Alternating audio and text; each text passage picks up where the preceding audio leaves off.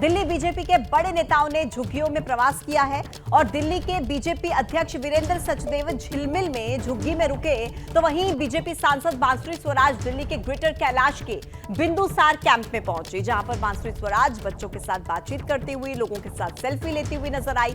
और दिल्ली का चुनाव बीजेपी के लिए कितना महत्वपूर्ण है, इसका अंदाजा आप इसी बात से लगा सकते हैं कि पिछले 20 दिनों में बीजेपी के बड़े नेताओं का ये दूसरा झुग्गी प्रवास कार्यक्रम है, यानी कि पूरी ताकत बीजेपी झोंकती हुई नजर आ रही है और ये चुनाव बीजेपी के लिए बहुत ज्यादा अहम माना जा रहा है।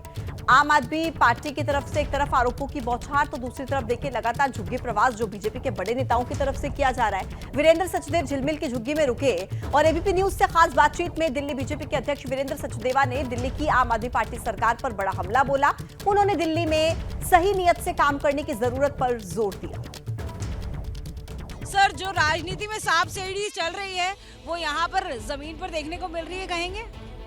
देखिए, ये तो खेल है, बच्चों के साथ हम खेल रहे हैं, लेकिन दिल्ली की जो सांप सीढ़ी है उसमें जो सांप है इस बार उसका खात्मा होगा और सीढ़ी से इन बच्चों का विकास होगा। दिल्ली में भारतीय जनता पार्टी की सरकार बनेगी। झुग्गी प्रवास को लेकर चाहे कांग्रेस हो या आम आदमी पार्टी हो, वो कह रही है कि भारतीय जनता पार्टी झुग्गियों में जा के राजनीति कर रही है और झुग्गियों में उन्हें जाना पड़ रहा है राजनीति करने के लिए। इस पर आप क्या कहेंगे?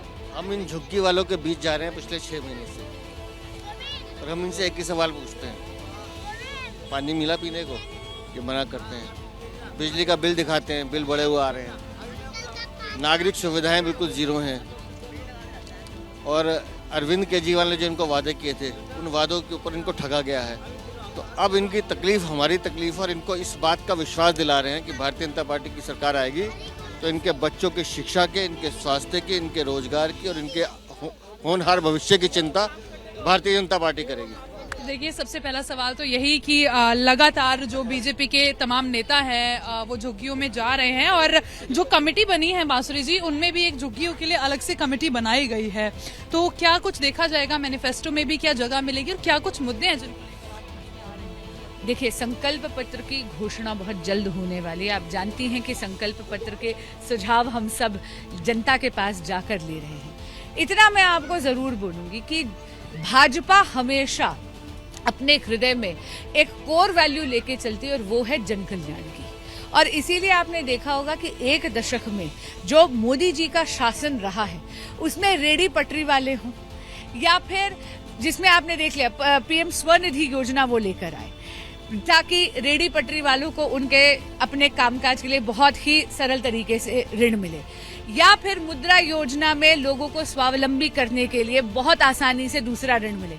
मैं आपको बस इतना कहूंगी, जिनको कोई नहीं पूछता उनको मोदी पूजता है और वही आपको हमारे संकल्प पत्र में भी दिखेगा।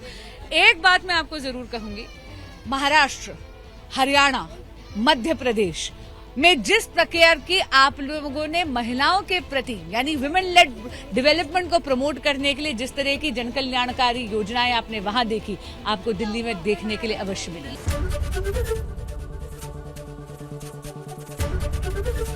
एबीपी गंगा, खबर आपकी, जुबान आपकी।